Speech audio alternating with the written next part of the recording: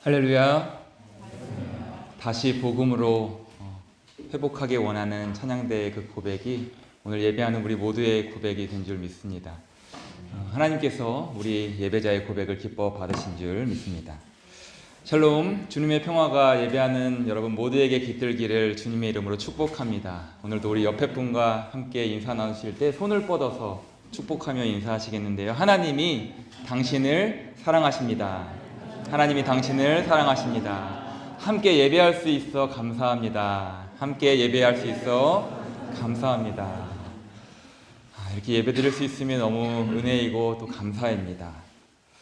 우리 사랑하는 아행 공동체 여러분, 지난 한 주간 부르신 삶의 자리마다 발광체이신 그리스도의 그 빛을 품은 반사체들로서 또 삶의 자리마다 그 예수님 닮은 빛을 비추며 살아보셨는지요? 거창한 것보다는 내가 예수님 닮은 모습으로 생각하고 또 행동하고 또 그런 표정을 지어보려고 애쓰고 그런 말투도 예수님 닮은 말투, 그런 성품으로 닮아가려고 애쓰는 것이 여러분들에게 주신 그 그리스도의 빛을 반사하는 그런 구체적인 삶의 모습일 것입니다. 하나님께서 대강절 셋째 주일을 열어주셨습니다. 자기 백성을 구원하기 위해 이 땅에 오신 아기 예수님을 기억하고 또 다시 오실 주님을 기다리면서 예수님이 과연 이 땅에 오신 이유가 무엇인지를 다시 한번 깊이 묵상하는 이 대강절의 세 번째 촛불을 밝혔습니다. 모쪼록 성탄을 향해 달려가는 이 대강절에 세상의 화려한 네온사인 속에서도 우리의 삶과 또 신앙을 돌아보고 우리 마음속에 저마다 있는 그 구유를 주님께 활짝 내어드리는 비움과 채움의 대강절기 되기를 소망합니다. 오늘은 깊어가는 대강절 셋째 주일을 시작하며 함께 읽은 히브리서의 짧지만 강력한 말씀을 통해 우리의 신앙생활을 위해 새 힘을 얻고자 합니다. 여러분, 하루에도 수없이 밀려오는 5만 가지 생각이라는 표현을 쓰지요. 그런 생각을 뒤로하고 특별히 이 대강절에 무엇보다 우리가 우선 생각해야 하는 것이 무엇일까요? 히브리서는 그 답으로 예수를 깊이 생각하라고 말씀합니다. 이미 살다가 먼저 떠나간 사람이든 오늘을 살고 있는 사람이든 이 세상 사람들은 모두 단 한 번뿐인 인생을 삽니다. 그런데 주변을 둘러보면 인생을 사는 목적이 무엇인지, 무엇 때문에 과연 내가 이 세상에 태어나서 살아가는 것인지 모르는 사람이 참 많습니다. 이미 예수를 주로 고백하며 세례를 받으신 분들은 인생의 제1의 목적이 무엇인지 명확히 알고 계시겠지만, 가까이는 저의 주변만 둘러봐도 인생의 방향과 또 꿈도 없이 그저 바람 부는 대로, 물결 치는 대로, 세상의 흐름대로 살아가는 사람들이 참 많다는 것이죠. 그저 하루하루 밥 잘 먹고 또 편하고 즐겁기만 하면 된다. 그것이 삶의 목적, 또 삶의 전부라고들 생각합니다. 그런데 생을 살다 보면 때로는 생각하지도 못했던 일들이 많이 일어나게 되죠. 건강에 좋다는 음식들은 다 챙겨 먹어도 세월이 흐르면 흐를수록 우리의 겉사람들은 낡아질 수 있고 또 우리의 정신적인 또 우리의 내부도 병들어가기에 마련입니다. 언제 어떤 질병으로 괴로움을 당할지 모르고 또 생각지도 못했던 사고가 발생해서 내 삶에 안 좋은 영향을 미치기도 하고 심지어는 믿었던 자녀들로부터도 마음 상하는 일이 발생하기도 하고 잘 지내던 인간관계가 갑자기 틀어져서 마음에 상처를 입고 그래서 심지어 사람마저 만나기 싫어지는, 이렇게 생을 살아간다는 것 자체가 싫어질 때도 있습니다. 일종의 복합적인 우울증을 앓게 되는 것이죠. 그러므로 우리는 세계 곳곳에서 진행 중인 무력 전쟁과 또 경제 전쟁의 이 소용돌이 속에서 사회가 혼란스럽고 또 삶이 어려워질수록 하나님께서 허락하신 오늘 이 하루를 사는 의미가 정말 무엇인지, 내 삶의 방향이 정말 어디로 향하고 있는 것인지 그냥 이대로 이렇게 살다가 내 인생이 끝나도 좋을지를 늘 생각하며 살아야 합니다. 하나님께서는 일찍이 이사야 선지자를 통해 우리의 인생에 대해 이렇게 말씀하셨습니다. 이사야 43장 7절의 말씀인데요. 내 이름으로 불려지는 모든 자, 곧 내가 내 영광을 위하여 창조한 자를 오게 하라. 그를 내가 지었고 그를 내가 만들었느니라. 아멘.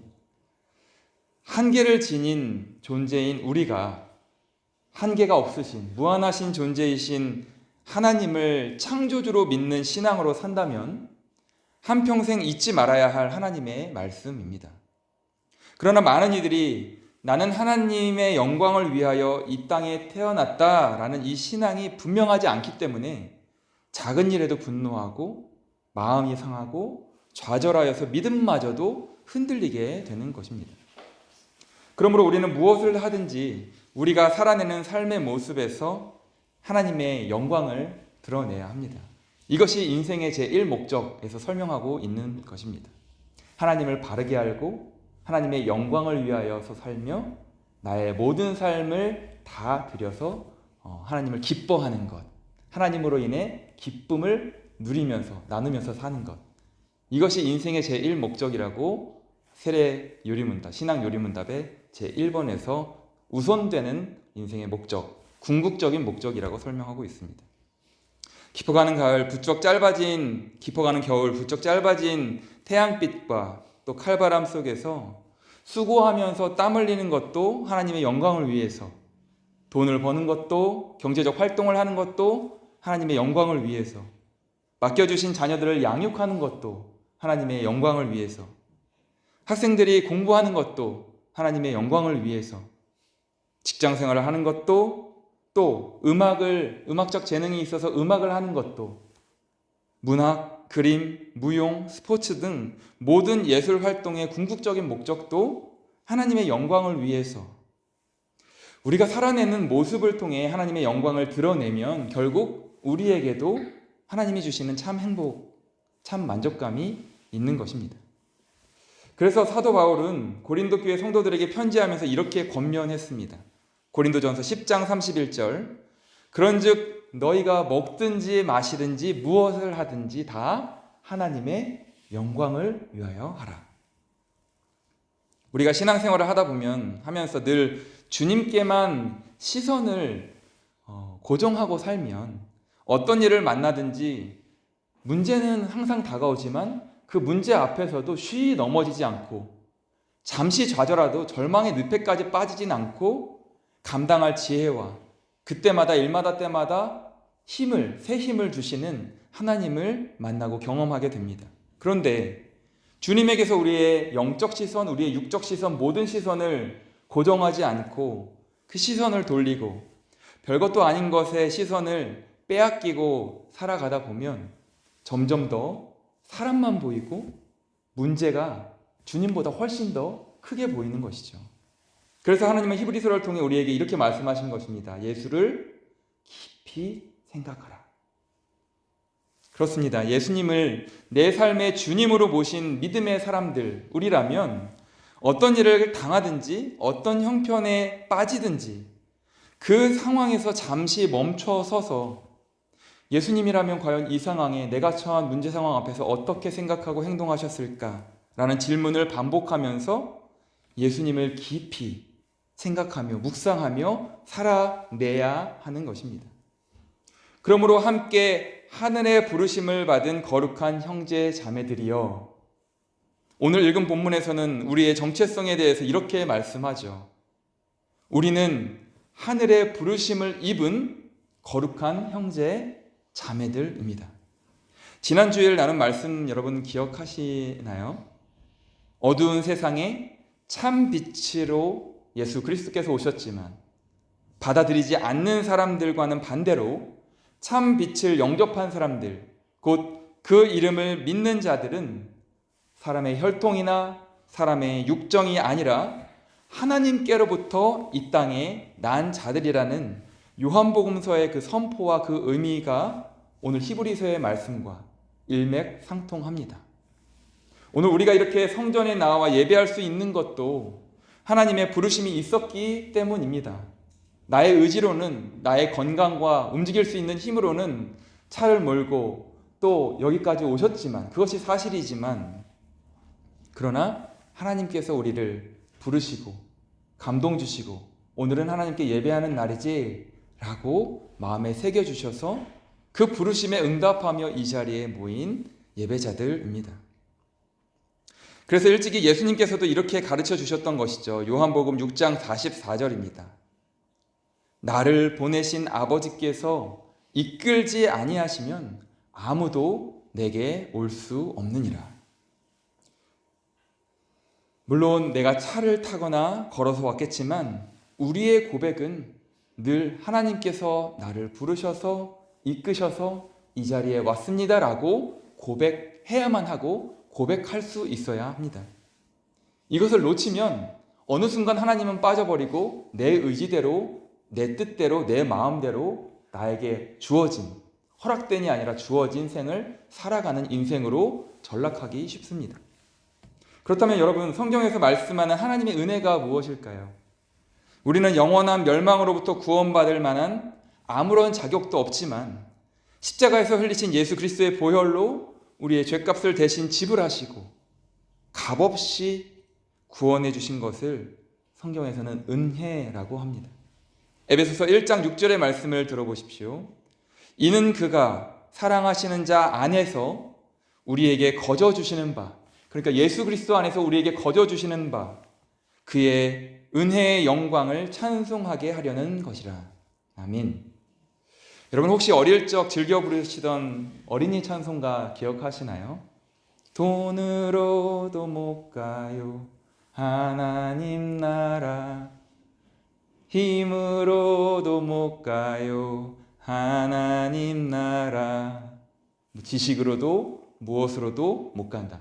거듭나면 가는 나라 하나님 나라, 믿음으로 가는 나라 하나님 나라.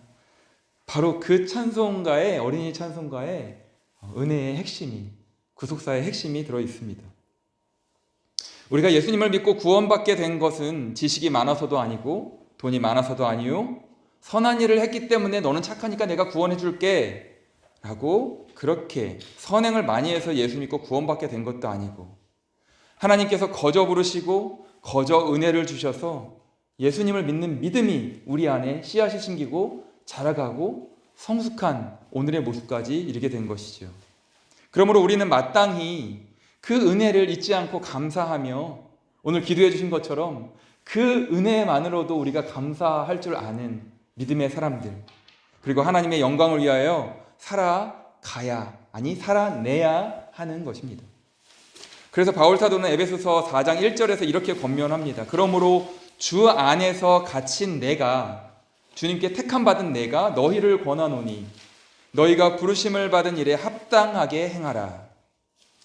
하나님께서 나를 이 땅에 존재케 하시고 어디든지 부르시는 그 뜻을 늘 생각하며 부르심에 합당하게 행하라는 것이죠.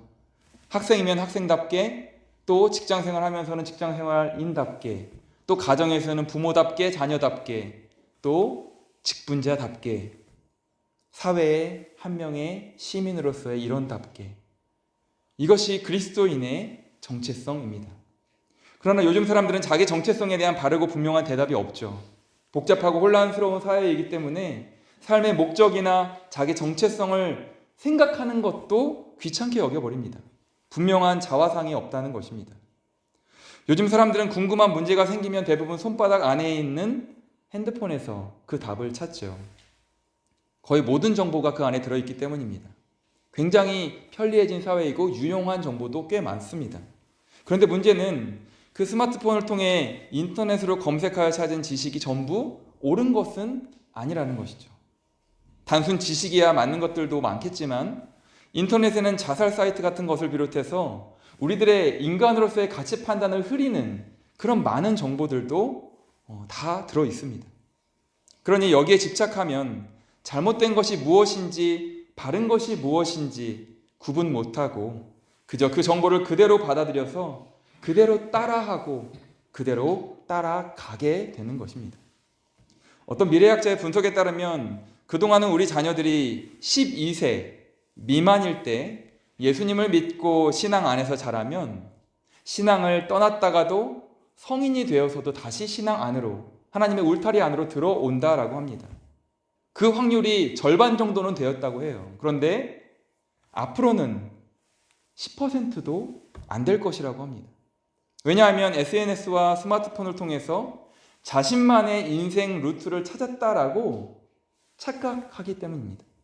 그래서 사람이 사람으로서 바르게 사는 것이 어떤 것이냐에 대한 그런 태제에서는 관심도 없고 말해주어도 들으려고 하지 않기 때문이라고 합니다. 어렸을 때부터 바른 신앙을 키워주는 것이 그런 의미에서 더욱 중요한 시대를 우리는 살아가고 있습니다. 자녀들의 미래를 위해서 좋다는 것은 다 해주는데 정작 중요한 하나님의 말씀, 약 중에서도 가장 귀한 진리의 약인 구약과 신약을 억지로라도 떠먹이는 일은 타협하기 쉬운 것이 우리들입니다. 자녀들에게 물려줄 유산 중에 가장 좋은 유산은 바로 믿음의 유산임을 다시 한번 생각해야 하는 때입니다. 자녀들이 물려받은 믿음의 유산은 그들에게 힘을 주고 또 용기를 주고 우리가 어떤 소망 가운데 사는 사람인지 어떤 꿈을 바라보면서 나아가야 될 존재인지를 알게 하고 감동케 하고 깨닫게 하고 그것을 인도하실 하나님을 신뢰하면서 기도하는 자녀들로 자라가게 하는 것이죠.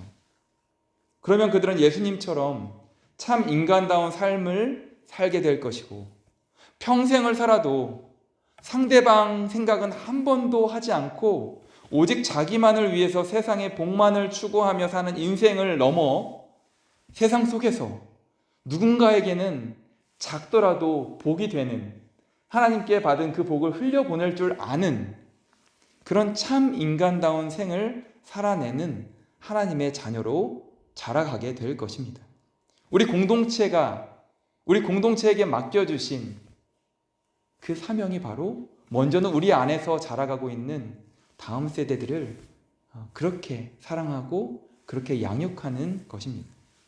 다만 우리의 자녀 세대보다 먼저 신앙으로 성숙해온 우리는 그들의 걸음을 인도하실 하나님의 일하심을 기대하고 묵묵히 기도하면서 그들의 속도에 맞춰서 저도 잘 되지는 않는 부분인데요. 조바심 내지 않고 기다리는 가운데 가정에서나 교회에서나 계속해서 사랑으로 먹이고 사랑을 흘려보내면 됩니다. 그것이 부모 세대로 부름받은 우리들이 오늘 이 다음 세대들에게 해야 할 사명입니다. 그것이 교회로 부르신 믿음 공동체의 사명이자 분명히 붙잡아야 할 오늘의 정체성입니다. 그러므로 함께 하늘의 부르심을 받은 거룩한 형제 자매들이여, 우리의 정체성은 바로 하나님의 부르심을 받은 형제 자매들입니다. 우리는 세상의 소리가 아니라 하나님의 부르심을 따라서 살아가야 할 사람들이라는 것이죠. 하나님의 부르심을 떠나서는 결코 행복한 삶을 살 수 없는 존재임을 잊지 말아야 합니다. 또한 거룩한 형제들, 자매들이라고 했습니다. 거룩하다라는 말은 구별되었다라는 의미인데 죄와 또 악이 가득한 세상 속에서 살지만 세상과 구별되어서 죄에 물들지는 않고 죄를 다스리면서 살라는 것입니다. 행동이 흠이 없다라는 것이 아니죠. 말에 실수가 없다라는 것이 아닙니다. 생각이 악하지 않다라는 것이 아니에요. 나 자신을 돌아보면 하루에도 5만 가지를 넘어서 수천 가지 또 수백만 가지 생각을 하기도 합니다. 그 속에 정말 그러나 하나님만을 생각하는 거룩한 생각이 얼마나 되겠습니까? 부끄럽고 추하고 악한 생각들이 내 속에 얼마나 많이 있습니까? 그러나 그런 우리를 하나님께서 부끄러워하지 않으신다라고 말씀해 주셨습니다. 이것이 은혜죠. 히브리서 2장 11절 말씀, 거룩하게 하시는 이와 거룩하게 함을 입은 자들이 그러니까 하나님, 거룩하신 하나님과 그 거룩함을 입도록 은혜 베푸신 우리들, 그 거룩하게 하심을 입은 자들이 다 한 근원에서 난 자라. 그러므로 형제라 부르시기를 부끄러워하지 아니하시고. 여러분, 하나님이 우리를 부끄러워하지 않으신답니다. 세상 사람들이 나에게 잣대를 들이밀어도 택하신 백성 하나님께서 우리를 부끄러워하지 않으신데, 여러분, 자존감 확 끌어올리셔도 그 감사로 고백하셔도 될 그런 존재들임을 꼭 기억하시기 바랍니다. 하나님께서 우리를 거룩하다 하시는 것은 비록 우리가 부끄러운 행동도 하고 말의 실수도 있고 때로는 추하고 악한 생각도 하지만, 거룩하신 하나님께서 우리를 거룩하게 하시기에, 하나님께서 우리를 거룩하게 하시기에 예수 그리스도로 인한 그 거룩의 옷을 덧입혀 주셨기에 칭의, 우리를 의롭다라고 인정해 주시는 것이죠. 그리스도의 보혈로 피로 이렇게 피가 수혈을 받아서 우리는 이제 우리가 아무 의지도 없이 완전히 거룩하게 되었다. 그러니까 그 구원받은 그 날만 기억하라는 구원파가 아닙니다. 그리고 나서 마음대로 살라가 아니라 그리스도의 옷을 입은 형제 자매들이 하나님께서 인정해 주시는 거룩한 백성들이니 그 은혜를 기억하면서 거룩한 옷을 입은 형제 자매들답게 살라라는 하나님의 은혜인 것이죠. 그렇다면 구체적으로 우리가 어떻게 거룩해질 수 있습니까? 에베소서 5장 26절 말씀을 들어보시기 바랍니다. 이는 곧 물로 씻어 말씀으로 깨끗하게 하사 거룩하게 하시고. 우리는 예수를 그리스도로 믿고 그 믿음으로 세례를 받음으로써, 이것이 물로 씻는다라는 의미죠, 깨끗하게 하시는 옷을, 그리스도의 옷을 입을 수 있었습니다.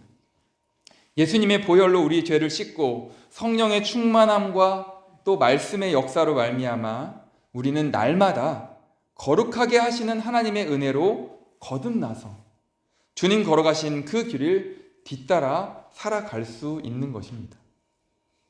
거룩한 삶, 구별된 삶이란 세상 속에 비록 우리가 살고 있지만 세상 풍조에 휩쓸리지 않는 삶입니다. 상처받기 쉬운 세상에 살면서도 상처로 인해 쉽게 좌절하지 않는 삶입니다. 문제 많은 세상에 살면서도 그 문제의 늪에 잠식되지 않고, 속된 세상에 살면서도 흔히 말하는 속물이 되지 않는 삶입니다. 그러므로 세상과는 구별된 가치관을 가지고 거룩한 삶을 살아내는 모습이 오늘 우리의 부르심을 받은, 하늘의 부르심을 받은 우리의 모습이 되어야 하는 것입니다. 그래서 우리는 거룩한 형제 자매들로 살도록 하나님의 부르심을 받은 것이죠. 주님, 우리를 하나님의 백성으로 부르셨으니 날마다 우리를 거룩하게 하셔서 문제 많은 세상에 나가 문제와 싸워 이기며 절망에 빠진 사람에게 희망과 꿈을 주고 상처 입은 사람을 치유하며 주님 닮은 사랑으로 사랑하는 주님의 일꾼 되게 하옵소서. 세상에 복이 되는, 복을 흘려보내는 삶을 살게 하옵소서. 여러분, 이것이 우리의 기도가 되어야 합니다. 마지막으로 오늘 말씀은 우리가 믿는 도리의 사도이시며 대제사장이신 예수를 깊이 생각하라고 말씀합니다. 누구를 깊이 생각하라고요? 바로 예수님입니다. 예수님이 여러분 어떤 분이십니까? 믿는 도리의 사도라고 합니다. 사도라는 것은 보냄을 받았다라는 의미입니다. 요즘 말로 하면 대사라고 할 수 있겠죠. 한 나라를 대표해서 보냄을 받아서 다른 나라에서 자국민을 보호하고 돌보며 또한 자기 나라를 위해서 일하는 사람을 의미합니다. 예수님께서 하늘나라의 대사로 이 땅에 오셔서 하나님 아버지의 뜻을 다 이루시고 다시 하나님 아버지께로 돌아가신 것입니다. 예수님께서 친히 말씀하셨죠. 요한복음 6장 38절입니다. 내가 하늘에서 내려온 것은 내 뜻을 행하려 함이 아니요 나를 보내신 이의 뜻을 행하려 함이니라.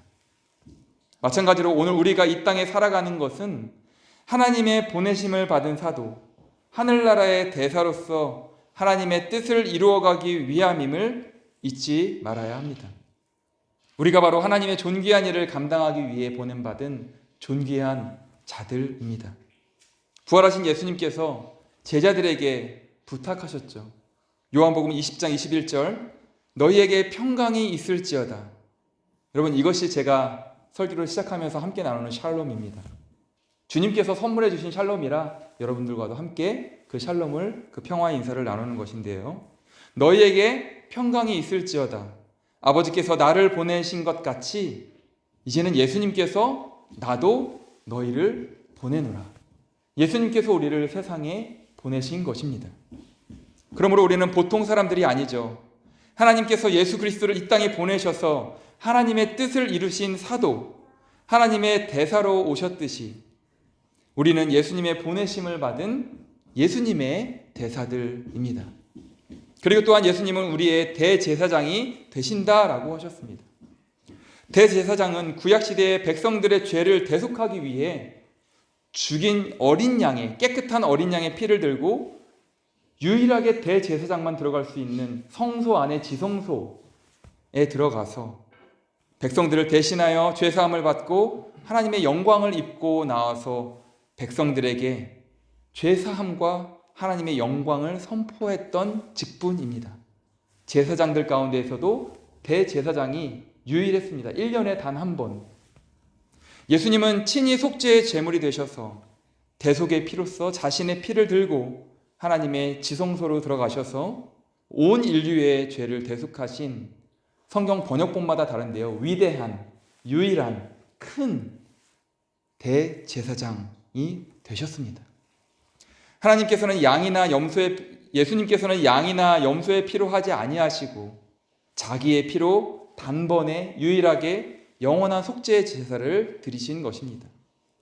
구약의 그 제사는 매년 반복하는 일시적인 제사였지만 예수 그리스도의 속죄의 제사는 단번에 오고 또 오는 세대까지 모든 인류의 죄를 사하는 제사였습니다. 그래서 히브리서 4장 14절 15절에서 이렇게 증언합니다. 그러므로 우리에게 큰 대제사장이 계시니 승천하시니 곧 하나님의 아들 예수시라. 우리가 믿는 도리를 굳게 잡을지어다. 우리에게 있는 대제사장은 우리의 연약함을 동정하지 못하실 리가 아니요 모든 일에 우리와 똑같이 시험을 받으신 이로되 예수님은 죄가 없으시니라. 사랑하는 여러분, 예수를 깊이 생각하라 라는 이 명령은 예수님께 우리의 시선을 고정하고 예수님의 말씀을 믿고 예수님의 걸어가신 그 길을 똑바로 바라보고 걸어가라 라는 것입니다. 오늘 이 세상은 우리에게 5만 가지 아니라 10만, 100만, 1000만 가지 생각을 하게 하지만 예수님을 생각할 여유조차 주지 않지만, 그래서 우리는 세상이 주는 생각에 우리의 생각을 다 빼앗기고 살 때가 참 많지만 오늘 우리의 일상적인 삶의 현실들은 한순간이라도 예수님께로 눈길을 돌리려고 하면 난리 난다고, 큰일 난다고 겁을 주지만, 그러나 그렇기에 더욱 언제나 주만 바라봅니다 라는 그 찬송가의 후렴의 고백이 오늘 우리의 고백이 되기를 소망합니다. 마음속에 시험을 받을 때와 무거운 근심이 있을 때 있지만 주께서 그때도 같이 하사 언제나 나를 도와주시네. 언제나 주는 날 사랑하사 언제나 새 생명 날마다 거듭난 새 힘을 주시나니 영광의 그날이 이르도록 언제나 주만 바라보겠습니다. 잠시 사는 세상인데 우리는 무엇을 그리도 바라겠습니까? 무엇을 그리 생각하겠습니까?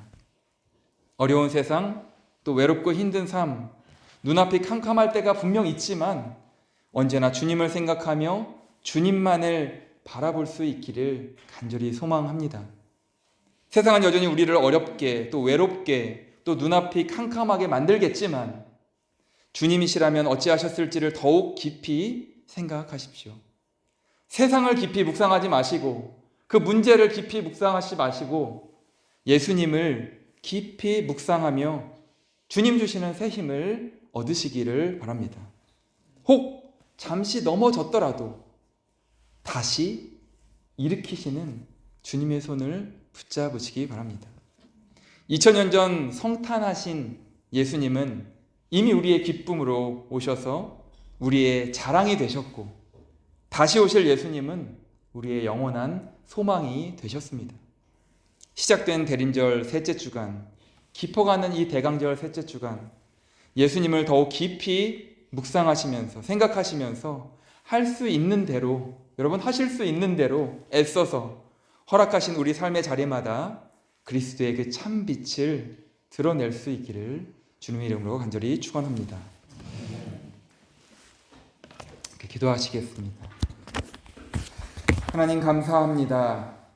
오늘 우리를 부르시고 하나님께 예배하며 주님 주시는 말씀을 통해 우리가 하늘로부터 부름받은 하나님의 자녀들임을, 그 거룩한 옷을 입은 형제 자매들임을 다시 한번 기억하게 하시니 감사합니다.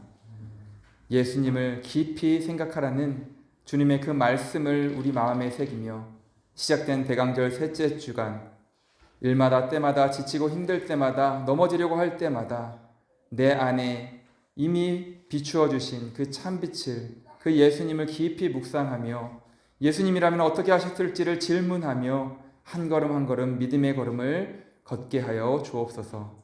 우리에게 새 힘을 허락하실 삼위일체 하나님을 찬양하오며 예수 그리스도의 이름으로 기도드립니다. 아멘.